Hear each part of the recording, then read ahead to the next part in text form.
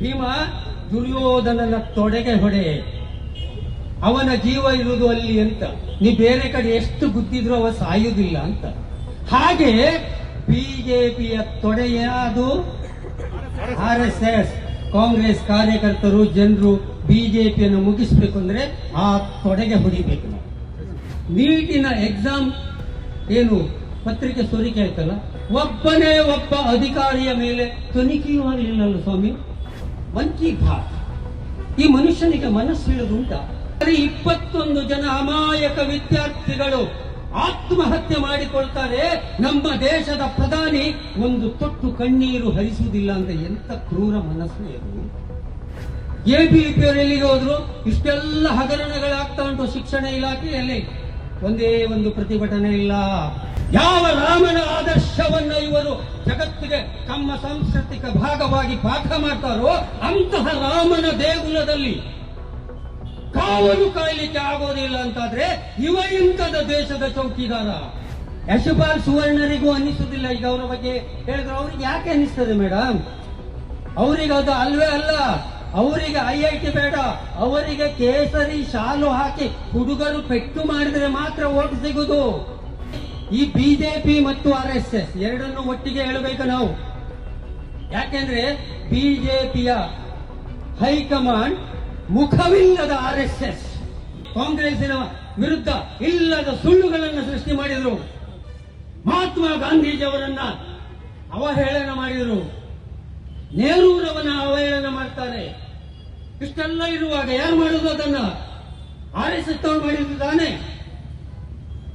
ಬಿಜೆಪಿಯನ್ನು ನಾವು ಮುಗಿಸಬೇಕು ಅಂತಿದ್ರೆ RSS ತೊಡೆಗೆ ಹೊಡಿಬೇಕು. ಅಂದ್ರೆ ಮಹಾಭಾರತದಲ್ಲಿ ಹೇಳ್ತಾನೆ ದುರ್ಯೋಧನ, ಕೃಷ್ಣ ಹೇಳ್ತಾನೆ ದುರ್ಯೋಧನ ಇದು ಭೀಮನಿಗೆ, ಭೀಮ ದುರ್ಯೋಧನನ ತೊಡೆಗೆ ಹೊಡೆ, ಅವನ ಜೀವ ಇರುವುದು ಅಲ್ಲಿ ಅಂತ. ನೀ ಬೇರೆ ಕಡೆ ಎಷ್ಟು ಗುದ್ದಿದ್ರು ಅವ ಸಾಯುವುದಿಲ್ಲ ಅಂತ. ಹಾಗೆ ಬಿಜೆಪಿಯ ತೊಡೆಯ ಅದು RSS, ಕಾಂಗ್ರೆಸ್ ಕಾರ್ಯಕರ್ತರು, ಜನರು ಬಿಜೆಪಿಯನ್ನು ಮುಗಿಸ್ಬೇಕು ಅಂದ್ರೆ ಆ ತೊಡೆಗೆ ಹೊಡಿಬೇಕು ನಾವು. ಅದಿಲ್ಲದೆ ನಾವು ಗಾಳಿಯಲ್ಲಿ ಗುದ್ದಿಕೊಂಡಿರ್ತೇವೆ, ಅವರ ಕೆಲಸ ಅವರು ಮಾಡ್ತಾನೆ ಇರ್ತಾರೆ. ಇವತ್ತು ಒಂದು ಇಡೀ ಎಷ್ಟು ಲಕ್ಷ? 25 ಲಕ್ಷ ಒಂದು ಪರೀಕ್ಷೆ ಅಲ್ಲ, ನೀಟ್ ಮಾತ್ರ ಅಲ್ಲ. ನಿಮ್ಮ ಇದು ಯಾವುದು ಪರೀಕ್ಷಾ ಫಲಿತಾಂಶ ತಡೆ ಹಿಡಿದು CBSE ಇಂದ ಹಿಡಿದು ವಿವಿಧ ರಾಜ್ಯಗಳಲ್ಲಿ ನಡೆದ, ಇತ್ತೀಚೆಗೆ ಬಾಂಬೆಯಲ್ಲಿ ಟೀಚರ್ಸ್ ಇದೆ ಎಕ್ಸಾಮ್, ಹರಿಯಾಣದಲ್ಲಿ ಎಲ್ಲದೂ ಲೀಕ್ ಆಗ್ತಾ ಉಂಟಂದ್ರೆ ಏನ್ರಿ ಇದು ಅರ್ಥ? ಆಯ್ತು, ನೀಟಿನ ಎಕ್ಸಾಮ್ ಏನು ಪತ್ರಿಕೆ ಸೋರಿಕೆ ಆಯ್ತಲ್ಲ, ಒಬ್ಬನೇ ಒಬ್ಬ ಅಧಿಕಾರಿಯ ಮೇಲೆ ತನಿಖೆಯೂ ಆಗಲಿಲ್ಲಲ್ಲ ಸ್ವಾಮಿ. ಒಬ್ಬನೇ ಒಬ್ಬ ಅಧಿಕಾರಿಯ ಬಂಧನ ಆಗಲಿಲ್ಲ. ಅದಕ್ಕೆ ಸಂಬಂಧಪಟ್ಟ ಸಿಬ್ಬಂದಿಗಳ ಯಾರು ಇಲ್ವಾ? ಯಾರು ಇಲ್ಲ. ಯಾರೋ ಒಬ್ಬ ಒಂದು ಬಿಜೆಪಿ 2-3 ಲೀಡರ್ಗಳನ್ನ ಹಿಡಿದು ಬಿಟ್ರೆ ಅದರ ಒಳಗಿನವರನ್ನು ಯಾರು ಒಳಗಿನವರನ್ನು ಮುಟ್ಲಿಕ್ಕೆ ಹೋದ್ರೆ ಅವ ಹೇಳ್ತಾನೆ, ಹಂಗ ನನ್ನನ್ನು ಮುಟ್ಟೋಡ್ತಿ, ನನ್ನನ್ನು ಮುಟ್ಟಿದ್ರೆ ನಾನು ನಿಮ್ಮ ಎಲ್ಲರ ಹೆಸರು ಹೇಳ್ತೇನೆ ಅಂತ. ಇದು ಅಯೋಧ್ಯೆಯ ಕಥೆ. ಅಯೋಧ್ಯೆ ಉಂಡಿಯಲ್ಲಿ ಆದದಷ್ಟೇ. ಅವರು ಈಗ ಸಿಕ್ಕಾಕೊಂಡವ್ರು ಮಾತ್ರ ಒಪ್ಪಿಕೊಳ್ಬೇಕು, ಅವ ಬೇರೆಯವರ ಹೆಸರು ಹೇಳಲಿಕ್ಕಿಲ್ಲ. ಇದು ನೀಟ್ ಪರೀಕ್ಷೆ ಪ್ರಧಾನ ಎಂಥದ್ದು ಮನ್ ಕಿ ಬಾತ್. ಈ ಮನುಷ್ಯನಿಗೆ ಮನಸ್ಸು ಹೇಳುದುಂಟ? ಹೃದಯ ಹೇಳುದುಂಟ? ಅಲ್ಲ ರೀ, 21 ಜನ ಅಮಾಯಕ ವಿದ್ಯಾರ್ಥಿಗಳು ಆತ್ಮಹತ್ಯೆ ಮಾಡಿಕೊಳ್ತಾರೆ. ನಮ್ಮ ದೇಶದ ಪ್ರಧಾನಿ ಒಂದು ತೊಟ್ಟು ಕಣ್ಣೀರು ಹರಿಸುವುದಿಲ್ಲ ಅಂತ. ಎಂತ ಕ್ರೂರ ಮನಸ್ಸು ಅದು. ಇಲ್ಲಿ ನಿಮ್ಮಲ್ಲಿ ABVP ಇಲ್ವಾ? ಇಲ್ಲಿ ಏನು ಜೀವದಲ್ಲಿ ಇಲ್ವಾ? ಮಾತಿಗೆ ಜೆಂಡ ಹಿಡಿತಾರೆ ಅಲ್ಲ, ಅವರಿಗೆ ಕೇಸರಿ ಶಾಲು ಹಾಕುವುದೇ ಇಂಪಾರ್ಟೆಂಟ್ ಬಿಡಿ. ABVP ಅವರು ಎಲ್ಲಿಗೆ ಹೋದ್ರು? ಇಷ್ಟೆಲ್ಲ ಹಗರಣಗಳಾಗ್ತಾ ಉಂಟು ಶಿಕ್ಷಣ ಇಲಾಖೆಯಲ್ಲಿ.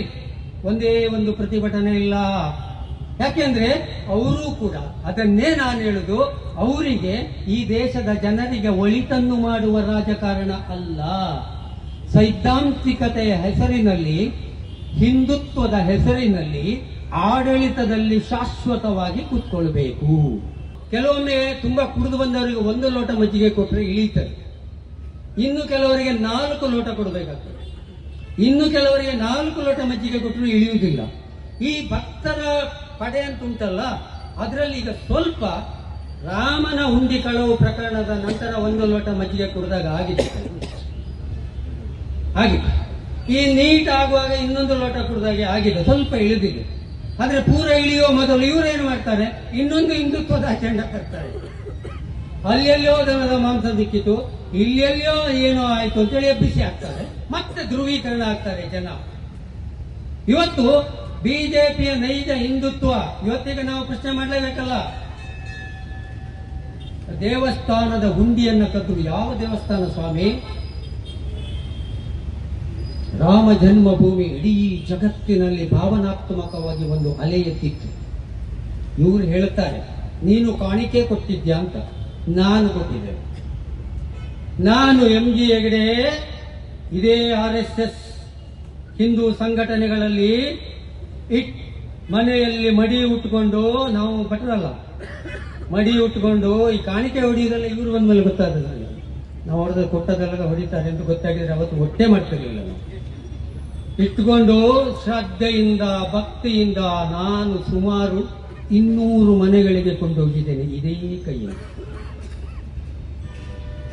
ಜಾಗಟೆ ಹೊಡೆಯುವುದೇನು, ಶಂಖ ಹೊಡೆದದ್ದೇನು, ಮನೆ ಮುಂದೆ ರಂಗವಲ್ಲಿ ಎಷ್ಟೊಂದು ಭಾವನಾತ್ಮಕವಾಗಿ ಮುಖ್ಯ ಜನರು ಅದನ್ನು ಸ್ವಾಗತ ಮಾಡಿ. ಅದರಲ್ಲಿ ಕಾಂಗ್ರೆಸ್ ಬಿಜೆಪಿ ಏನೇ ರಾಮಭಕ್ತಿ,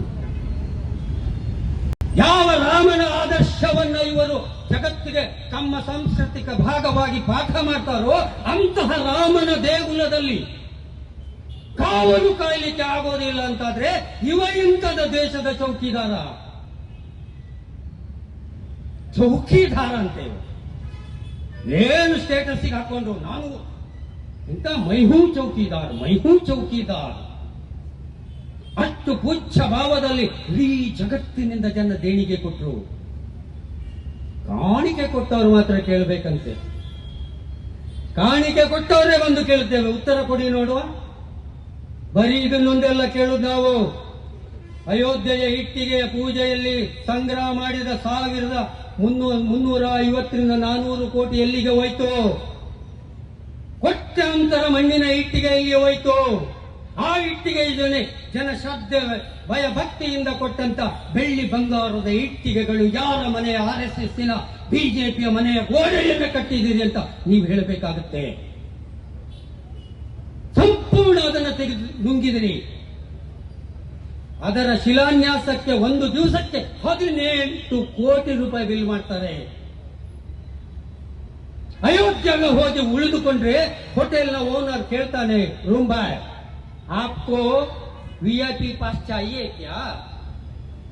ನೀವು ಹಾ ಅಂತ ಹೇಳಿದ್ರೆ ಸಾಕು, ಅವ ಅಯೋಧ್ಯೆಗೆ ಫೋನ್ ಮಾಡ್ತಾನೆ ದೇವಸ್ಥಾನಕ್ಕೆ, ನಿಮಗೆ 1,000 ರೂಪಾಯಿಗೆ ಒಂದು ಪಾಸ್ ಬರುತ್ತೆ, ಲೆಕ್ಕ ಇಲ್ಲ ಪತ್ರ ಇಲ್ಲ.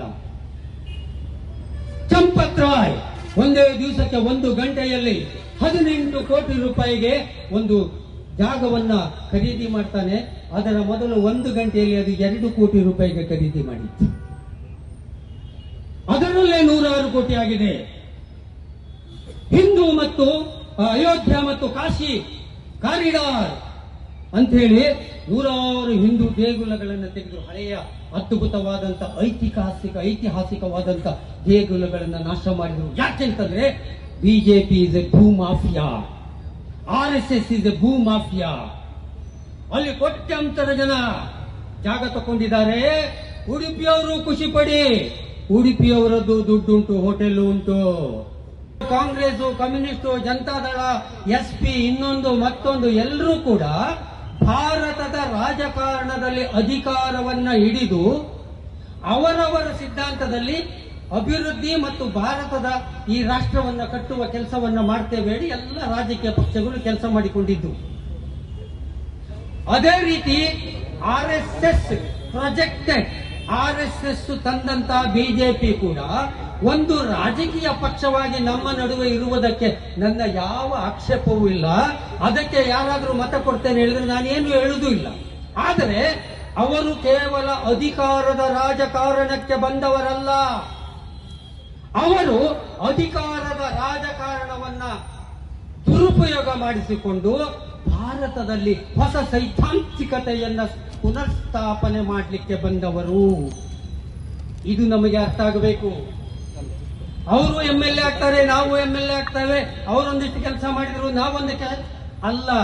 ಅವರ MLAಗಳು MP ಗಳು ಎಲ್ಲರ ಚಿಂತನೆ RSS ನಾಗಪುರದ ಕಚೇರಿಯಲ್ಲಿ ತೀರ್ಮಾನ ಆಗುತ್ತೆ. ಅದು ಈ ಭಾರತದ ರಾಜಕಾರಣದ ವ್ಯವಸ್ಥೆಯ ವಿರುದ್ಧವಾದ ಮತ್ತು ಯಾವುದೇ ಸಂವಿಧಾನಬದ್ಧವಲ್ಲದ ಒಂದು ಹೈಕಮಾಂಡ್ ತೀರ್ಮಾನ ಮಾಡುತ್ತೆ. ಹಾಗಿದ್ರೆ RSSಗೂ ನೀಟಿಗೂ ಎಲ್ಲಿಗೆ ಲಿಂಕ್ ಆಗ್ತದೆ? RSS ಇವತ್ತು ಮೋದಿ ಸರ್ಕಾರ ಬಂದಾಗ 2 ಮಿನಿಸ್ಟ್ರಿಯನ್ನ ಕೇಳಿತು.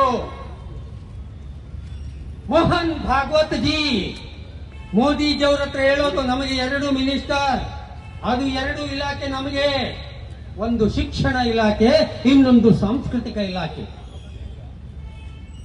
ಈ ಶಿಕ್ಷಣ ಇಲಾಖೆ ಮತ್ತು ಸಂಸ್ಕೃತಿ ಇಲಾಖೆಗಳನ್ನ ಇಟ್ಟುಕೊಂಡು RSS ತನ್ನ ವಿಚಾರಧಾರೆಯನ್ನ ಭಾರತದ ಆಡಳಿತ ವ್ಯವಸ್ಥೆಯಲ್ಲಿ ತುರುಕಲಿಕ್ಕೆ ನೋಡ್ತಾ ಉಂಟು.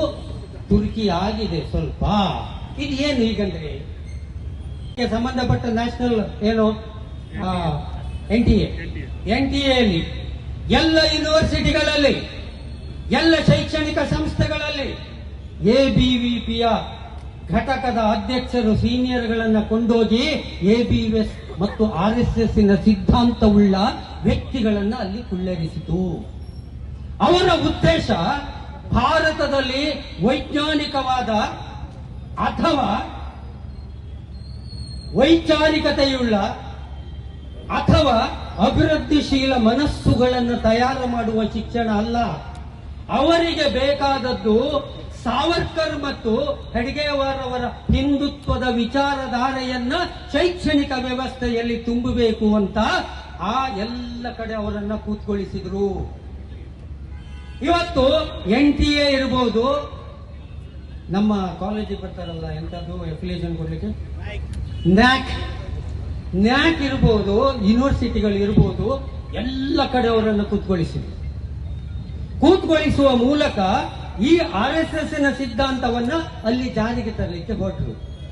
ಈ ದೇಶದಲ್ಲಿ ಉಡುಪಿಯ ಕ್ಷೇತ್ರಕ್ಕೆ ಒಂದು IIT ಬೇಕು ಅಂತ ಹೇಳಿ ಯಶಪಾಲ್ ಸುವರ್ಣರಿಗೂ ಅನ್ನಿಸುವುದಿಲ್ಲ. ಈಗ ಅವರ ಬಗ್ಗೆ ಹೇಳಿದ್ರು, ಅವ್ರಿಗೆ ಯಾಕೆ ಅನ್ನಿಸ್ತದೆ ಮೇಡಮ್?